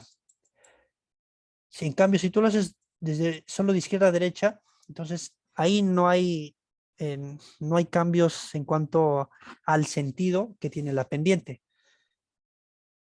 Entonces, operando toda esta ecuación de acá, bueno, el signo menos le he puesto a teta 1, porque acá me sale un número, ¿sí? Bueno, eso depende de ustedes.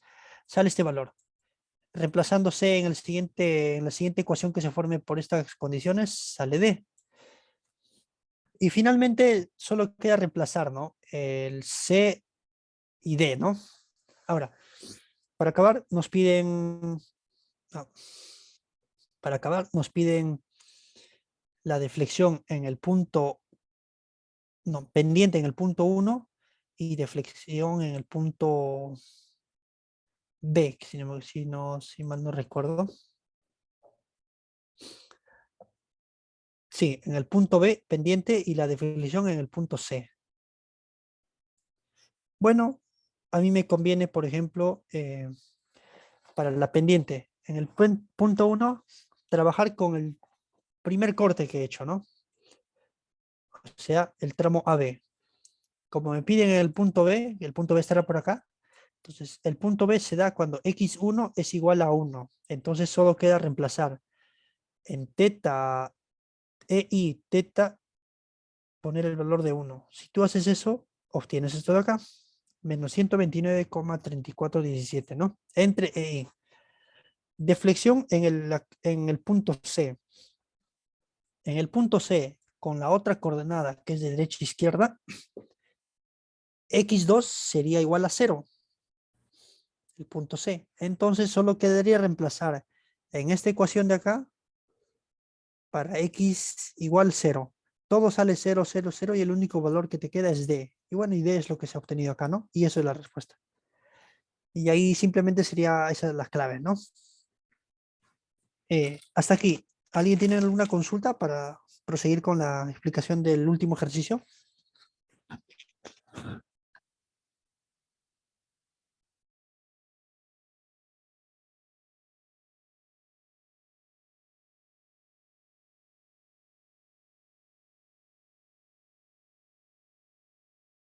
Bueno, voy a seguir.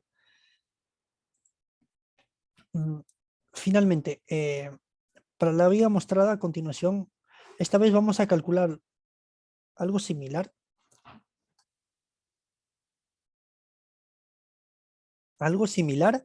pero ya no con el método de doble integración, sino con el método de área de momento. Bueno, nos piden la pendiente en el punto A y la deflexión en el punto A. Bueno, aquí existen dos cargas sobre el cuerpo. Tenemos una fuerza y una fuerza distribuida, una fuerza puntual y una fuerza distribuida. Entonces, una opción sería que tú lo analices todo, que ambos en un mismo estado.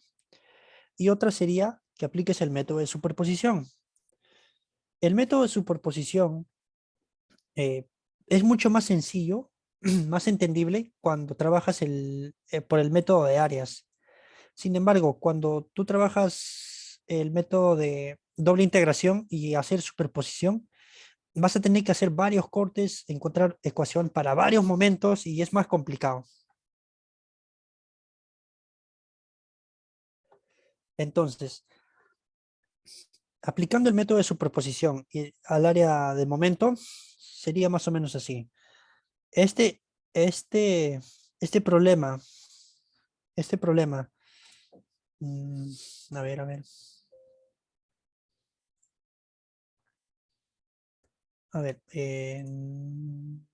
ya, más o menos sería así.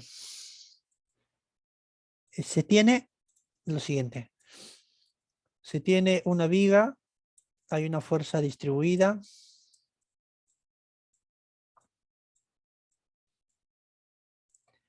y se tiene otra fuerza acá, ¿no?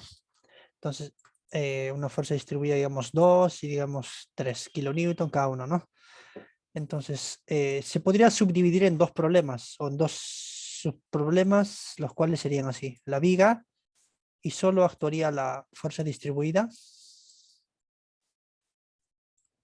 Y otro sería la fuerza puntual, ¿no? 3 y acá 2 kilonewton por metro. Al final, el punto A, a ver, sí, aquí está empotrado. Este de acá, debido a esta carga distribuida, tiene una curva de deformación más o menos así. Entonces acá tendrá una deflexión y también con respecto a este punto, un ángulo de una pendiente, ¿no? De rotación.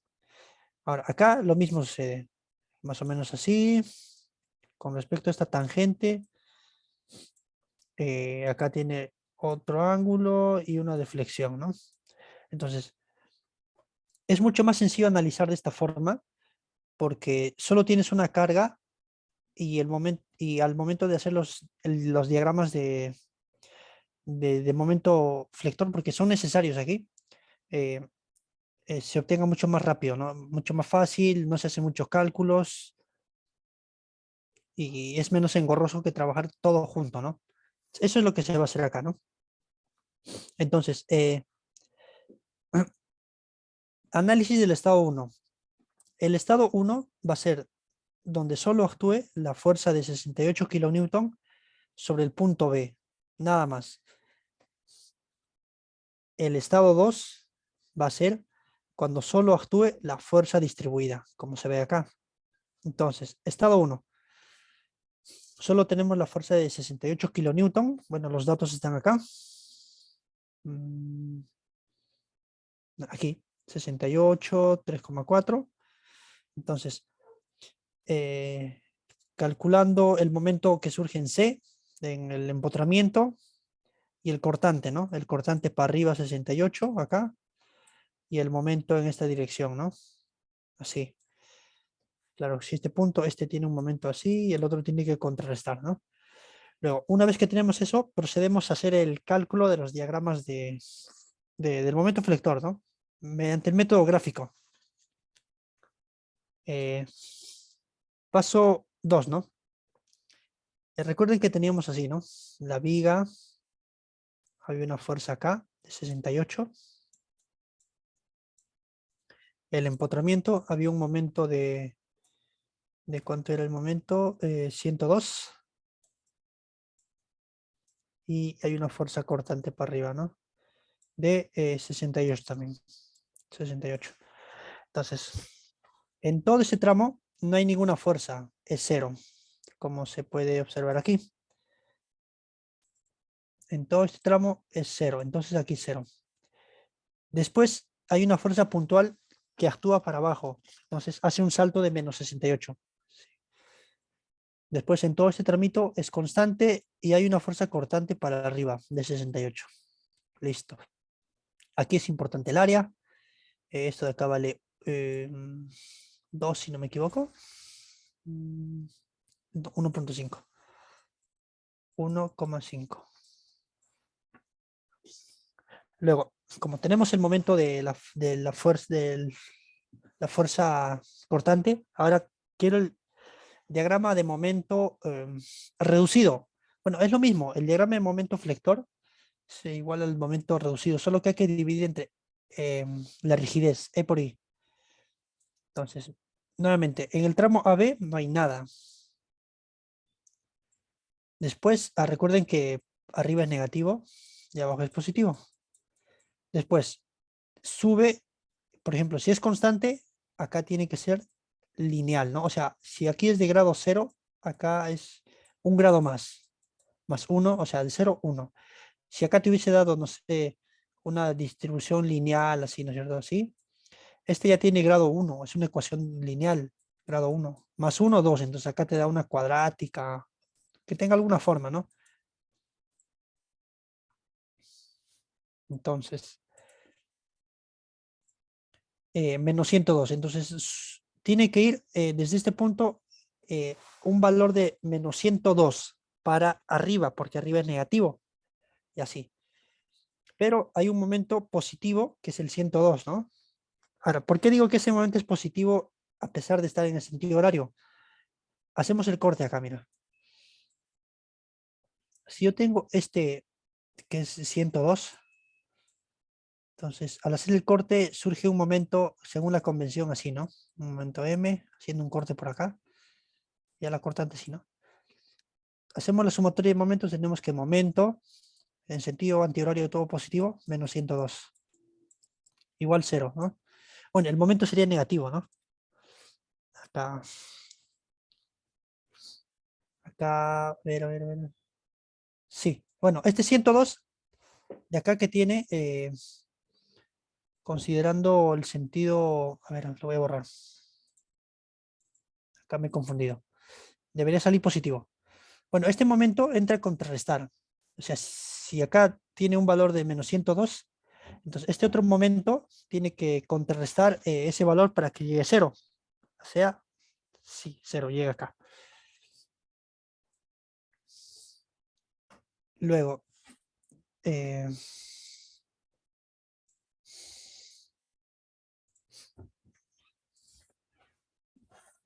a ver, luego, una vez que tenemos eso, aplicamos, ¿no? El, el paso 3. Graficamos la curva elástica, más o menos que es así. Bueno, la curva de deformación, perdón. Entonces, el punto A se deforma y llega hasta este punto, hasta el punto A. Entonces, nosotros tenemos que trazar dos tangentes, o sea, rectas tangentes. Al punto C, como es empotrado, la tangente tiene pendiente nula. Es una recta. Y en el punto A se traza otra tangente, que es esta de acá. A ver, no estoy proyectando el puntero. Esto de acá. Esa es la tangente en el punto A y esta es la tangente en el punto C. Entonces, desde la tangente C hasta la tangente en A sería, bueno, estamos partiendo en C y terminando en A. O sea, sería A con respecto a C. Entonces sería la pendiente del punto A o de la tangente A con respecto al punto C es igual pendiente del punto A menos la pendiente del punto C. Pero la pendiente C tiene, bueno, perdón, la pendiente en C es igual a 0 porque es un empotrado. Entonces acá esto se anula y solo te queda que la pendiente en A. Entonces la pendiente en A es igual a la integral porque el método de área te dice, ¿no? Que tú calcules el área bajo la curva, ¿no? Del momento reducido. El momento reducido tenemos esto de acá. Un área de menos 76,5 entre E y I. Desde los puntos, ¿no? Entre los puntos C y A. Entonces, la pendiente simplemente sería ese valor del área, ¿no? Luego la deflexión. La deflexión nuevamente del punto A con respecto a C. Aquí estamos analizando desde el punto C hasta el punto, no, desde el punto A hasta el punto C.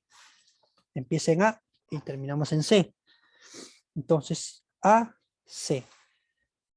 Para eso hay que multiplicar por la distancia hacia el centroide, ¿no? Estamos empezando en el punto A, C. A, C. Entonces tenemos 4 más, bueno, por este lado es un tercio. Cuando tú tienes un triángulo, el centroide, este es un tercio de todo, ¿no? Del total. O sea, un tercio de H. Ahora, si tú tomas el otro tramo, sería lo que le falta para la unidad, ¿no? Que es 2/3 de H. Entonces, eso está acá, ¿no? Empezamos de acá. Estamos analizando desde el punto A hasta el punto C, porque es A con respecto a C. A con respecto a C. ¿A dónde está? Ahí está. Acá. A C, 4. Pero tenemos que llegar hasta el centroide de esta figura. Aún nos falta un 2/3 de 1,5. Y aquí está.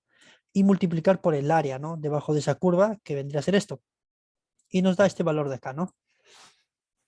Luego hacemos lo mismo, el mismo análisis para el estado 2.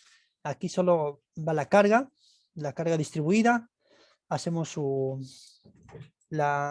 diagrama de la fuerza cortante. En este caso empezamos desde un 0. Esto apunta para abajo, así que es negativo. Hasta un valor de ¿dónde está? Analizamos el empotramiento C, ¿no? Hasta un valor de baja 18,7, o sea, baja el área, por decirlo así, 18,7 por 275, 4.5, creo que es no, 5.5 la distancia. Y obtenemos este valor, después esta fuerza que está para arriba, cierra el diagrama, ¿no? La fuerza cortante en el punto A es igual a 0. Eso es importante para lo siguiente. Recordar acá que el diagrama, perdón, la derivada del momento con respecto a X, o sea, eso nos da la fuerza cortante, ¿no? La derivada del momento. Pero la fuerza cortante en el punto A hemos dicho que era 0. Ahora, pero esta derivada también se puede ver geométricamente como una pendiente. Entonces, la pendiente en el punto A debe ser igual a 0. Entonces, eso da pie de que la recta que pase por acá a mi diagrama o a mi fuerza, a la gráfica que tenga esta, tiene que ser tangente. Y la única forma en que sea tangente es que sea en este punto así, de esta forma. Porque de lo contrario, la curva podría ser, por ejemplo, así. Pero en este caso, esta curva de acá, y un Y, no es tangente a esta otra recta horizontal, al contrario, es secante. Solo debe ser tangente. Entonces, donde sería tangente sería arriba, pero no. La fuerza cortante en el punto A es 0, o sea, la pendiente debe ser 0, la tangente, recta tangente debe ser 0. Por eso es que, acá, esta es la gráfica correcta, ¿no? Por eso es que acá esto es así, ¿no? ¿Por qué? Porque acá, con esta recta tangente, o sea, con esta recta horizontal debe ser 0. Bueno, luego calculamos el área. Bueno, el área de una curva, eso está en algunas fórmulas. Y, por ejemplo, nos dice que si tú tienes esta gráfica, una gráfica de una ecuación cuadrática, y si tú tienes un triángulo, el área de ese triángulo es base por altura sobre 2. Pero cuando tú tienes una gráfica acá, esto está incluso en el libro del Hibeler, lo pueden ver, incluso para de mayor grado. Entonces, si esta es cuadrática, entonces su área se calcula como base por altura sobre 3. ¿Ya? Y aquí está, ¿no? Ahora, nuevamente, ahí no solo eso, sino que el centroide, desde la derecha a la izquierda, es la base entre 4, ¿no? Esta es la base. Un cuarto de la base. Ahora, si es lo otro, es el lado contrario, ¿no? O sea, lo que le falta a la unidad. Entonces, hacemos eso, ¿no? El área sería esta, la que se muestra acá. Luego, hacemos el análisis de la pendiente. Perdón, chicos. Ya, la pendiente, conociendo ya el área y entonces hacemos la pendiente desde el punto A, desde la recta tangente A a la recta tangente en C. O sea, trazamos, igual que antes, ¿no? Trazamos la recta tangente C, trazamos la recta tangente en el punto A. La pendiente es simplemente esto, desde A con respecto a C. O sea, empezamos en C y vamos hasta A. Es esto. Que vendría a ser nuevamente, ¿no? El ángulo, la pendiente en A menos la pendiente en C. Pero la pendiente en C es 0 porque es empotrado. Así que solo nos queda esto. Y esto nos dice que tenemos que calcular el área bajo la gráfica. Y el área bajo esta gráfica es esto de acá, ¿no? 76, ¿no?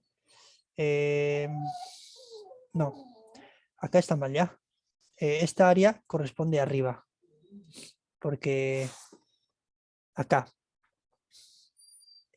estos cálculos se han superpuesto. Imagino que sí. Ya bueno. Porque el área de un triángulo es base por altura entre 2, ¿no? Y aquí está entre 2. Acá debería ser entre 3. Aquí está, ¿ves? Lo que le decía, ¿no? Base por altura entre 3. La base, que es 5,5, por la altura, que es menos 51,45. Esa sí, esta área sí es esta, ¿no? Esta área de acá. Base por altura entre 2 nos da 55, ¿no? Y ese área va para el momento, ¿no? El máximo negativo, ¿no? Y ahí está, ¿no? Reemplazando esos valores, nos sale que la pendiente en A es este valor. Luego, finalmente, hacemos la deflexión del punto A con respecto al punto C, ¿no? Y ahí está lo que le decía, ¿no? Este centroide, desde la izquierda a la derecha, es lo que le falta para la unidad, ¿no? Si en un lado era un tercio, el otro es cuatro tercios, si mal no recuerdo, ¿no? Y multiplicando este centroide por este valor que es del área, nos da este valor, ¿no? Al final solo hay que sumar, finalmente, para culminar, solo hay que sumar perdón, hay que sumar las pendientes en cada tramo, ¿no?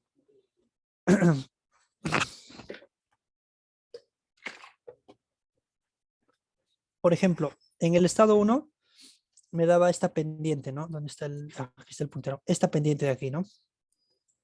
Esta pendiente hay que sumarla con la pendiente que se obtiene en el estado 2, que es este valor de menos 94,2792, ¿no?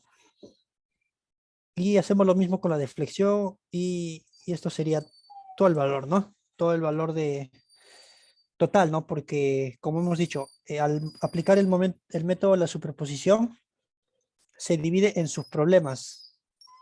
Se divide en sus problemas y lo único que queda hacer es sumar dichos efectos, ¿no? Bueno, chicos, eso sería todo concerniente a este taller, ¿no? Antes de culminar el taller, mencionarles que visiten la página del CIE UPC, tanto en Facebook como en YouTube. Lo pueden buscar como CIE UPC. Ahí en el buscador de YouTube ponen CIE UPC. Ahí les va a aparecer esto lo que les estoy mostrando. Entran al capítulo, al canal de YouTube, y ahí van a poder observar los diferentes talleres que se ha dictado de los diferentes cursos de la rama estructural de la UPC, ¿no? Van a haber cursos como concreto, análisis 1, análisis 2, sismos, estática, dinámica, mecánica de materiales, de los diferentes años, ¿no? Porque el taller se viene dictando desde hace muchos años, entonces hay mucho material para repasar y revisar para poder afrontar con éxito la PC2 que se avecina la siguiente semana, ¿no? Bueno, chicos, ha sido un gusto. Gracias por participar. Eh, Eso sería todo concerniente a este taller. Gracias.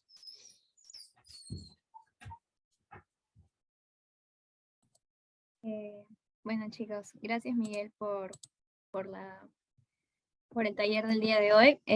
Fue, creo, para mí y creo para todos, fue un taller muy interesante y esperamos que les haya gustado a todos. Va a ser muy fructífero para ustedes, chicos, para esta PC que se avecina. Y bueno, ya estaríamos cerca de concluir este taller. Antes que se retiren, por favor, nos gustaría que respondan una encuesta que estaré enviando en la caja de comentarios. Esta encuesta es para saber, bueno, nosotros, saber su feedback o opinión respecto a los talleres y por consiguiente saber si estamos haciendo bien y en qué aspectos debemos mejorar. Así que esperamos sus comentarios. También los invitamos a seguirnos, como les dijo Miguel, en nuestras redes sociales. Los enlaces también los estaré enviando en la caja de comentarios.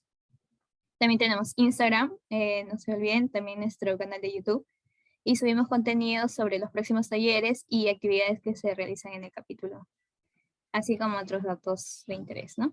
Y bueno, eso sería todo. Esperamos que el taller haya sido de su agrado.